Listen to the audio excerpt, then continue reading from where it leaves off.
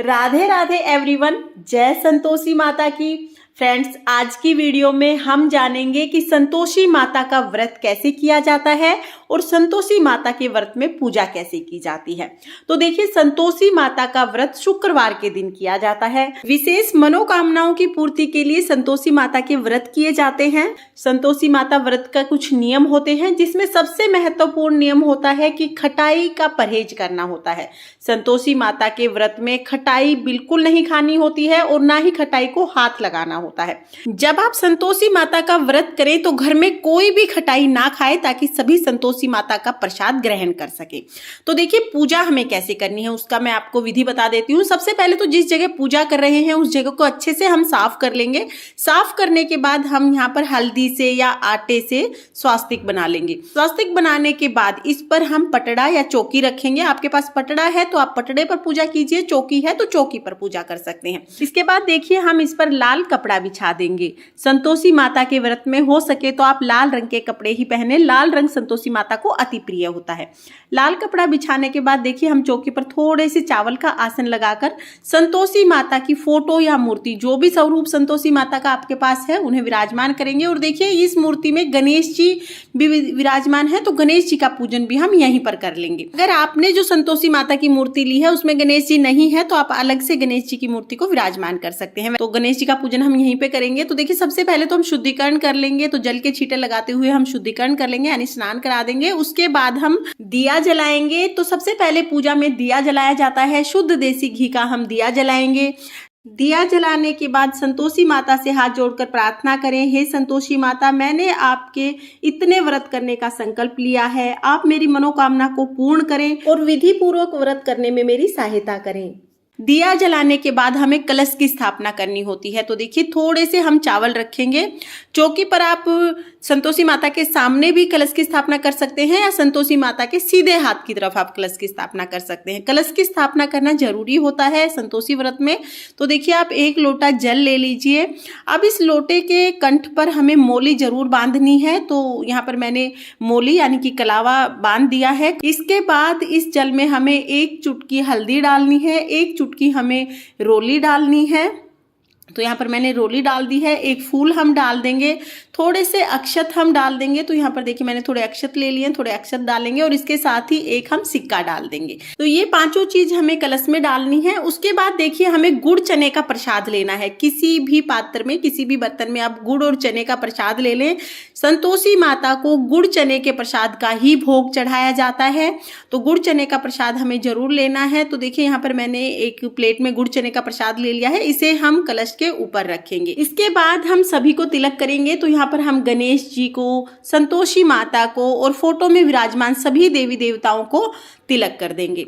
इसके साथ ही हम दिए का भी पूजन करते हैं। तो दिए पर भी हम तिलक करेंगे और जो कलश हमने स्थापित किया है, कलश पर हम स्वास्तिक बना देंगे। तो यहाँ पर मैं कलश पर स्वास्तिक बना दूंगी। आप चाहें तो आप तिलक भी कर सकते हैं कलश पर। स्वास्तिक का चिन्ह बहुत शुभ होता है, तो स्वास्तिक बनाना बहुत अच्छा माना जाता है। यहाँ पर मैंने कलश पर स्वास्तिक बना दिया है। इसके बाद हम सभी को वस्त्र स्वरूप कलावा समर्पित करेंगे। तो यहाँ पर हम गणेश जी को, संतोषी माता को, सभी को वस्त्र स्वरूप कलावा समर्पित करेंगे। अगर आपके पास चुनरी है तो आप संतोषी माता को चुनरी भी समर्पित कर सकते हैं। चुनरी नहीं है तो कलावा समर्पित कर दीजिए।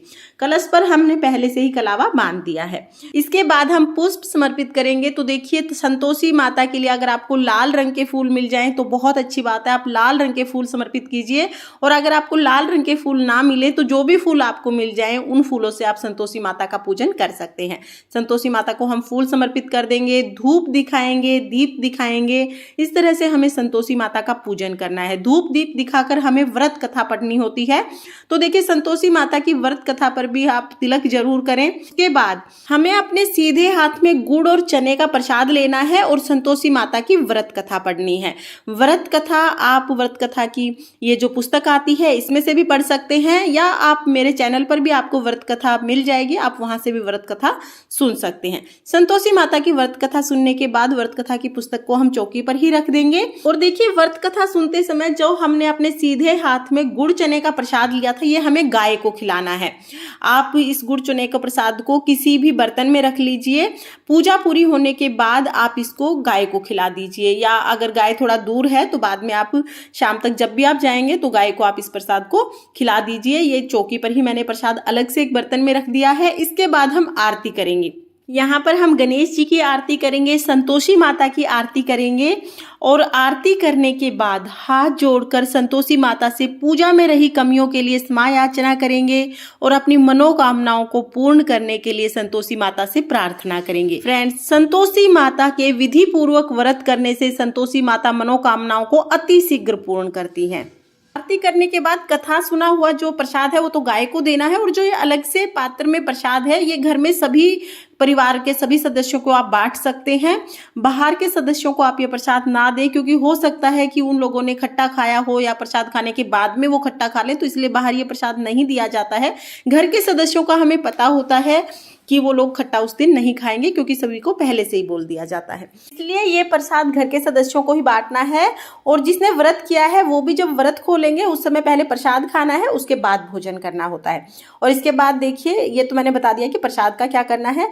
जो जल का लोटा है, जो कलश हमने लिया है, इस जल के पूरे घर में छींटे लगाने हैं और बचे हुए जल को हम तुलसा जी में सींच देंगे।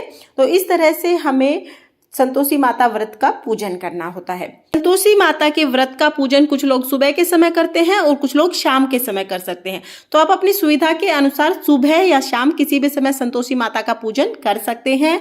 इस व्रत में एक समय भोजन किया जाता है, तो शाम के समय भोजन करें। जब भी भोजन करेंगे तो सबसे पहले जो प्रसाद है गुड़ चने का वो ग्रहण करना है, उसके बाद भोजन ग्रहण करना है। खटाई को बिल्कुल हाथ नहीं लगाना है, इस बात का विशेष ध्यान रखना है। इस तरह से हमें संतोषी माता के व्रत करने हैं। जितने भी व्रत करने का आपने संकल्प लिया है, जब आप उतने व्रत कर लेंगे उसके बाद आपको संतोषी माता व्रत का उद्यापन करना होता है। उद्यापन में लड़कों को भोजन कराया जाता है, तो आप 5, 7, 9 जितने भी लड़कों को भोजन करा सकते हैं उतने लड़कों को घर पर बुलाइए, भोजन करा दीजिए।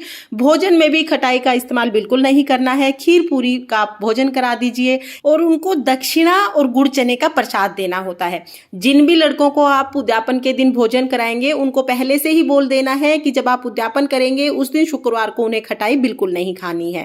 तो इस तरह से संतोषी माता व्रत का उद्यापन होता है। फ्रेंड्स, संतोषी माता व्रत के विषय में ये जानकारी जो मैंने आपको दी है, अगर आपको ये पसंद आई हो तो वीडियो को लाइक करना और चैनल को सब्सक्राइब करना। देखने के लिए बहुत बहुत धन्यवाद। संतोषी माता आपकी सभी मनोकामनाएं पूर्ण करे। जय संतोषी माता। राधे राधे।